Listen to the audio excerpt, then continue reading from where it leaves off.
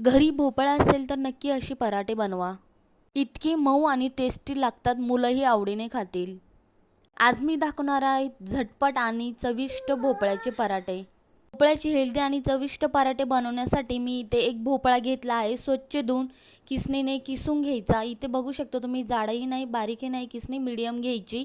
त्याच्यानंतर मी इथे 1 वाटी बेसन, 1 वाटी गव्हाचं पीठ आणि 1 वाटी ज्वारीचं पीठ घेतलं आहे.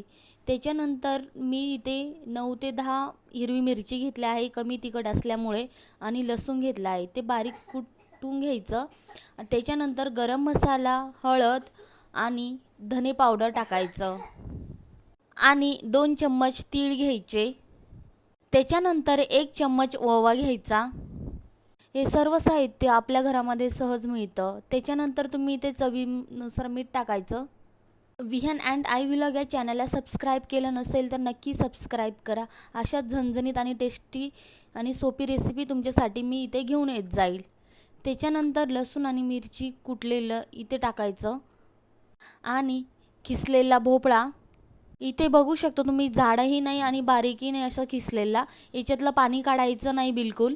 त्याच्यानंतर हे पूर्ण त्याच्यात टाकून छान मिक्स करून घ्यायचं. आपण जसं भज्याला पीठ भिजवतो तसं सेम याचं भिजवायचं. कुणी कुणी त्याच्यातलं पाणी काढून टाकतं, पाणी काढून टाकायचं नाही. तुम्ही इथे बघू शकता, अशा प्रकारे मी इथे भिजून घेतलं आहे सर्व एकत्र. हे कमीत कमी 5 ते 6 मिनटासाठी मी इथे बाजूला ठेवणार आहे. आणि बारीक चिरलेली कोथिंबीर टाकायची. त्याच्यानंतर मी नॉनस्टिकचा तवा इथे गरम करायला ठेवला आहे.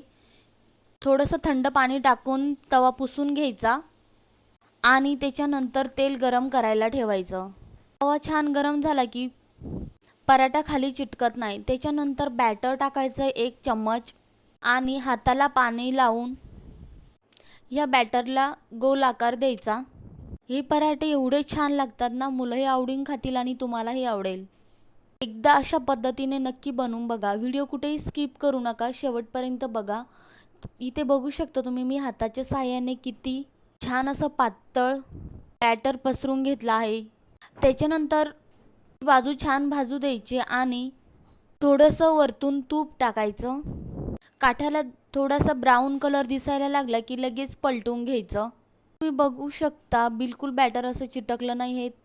भोपळा जर फ्रेश असला तर पराठाही खूप छान लागतात. पराठ्याला हा रंग आला तर समजून जा आपला इथे परफेक्ट पराठा तयार आहे. गरमागरम पराठा तुम्ही दही, लोणचं, टोमॅटो सॉस सोबत खाऊ शकता. इथे बघू शकता, वाव, दुसरी साईडलाही मस्त भाजला आहे पराठा.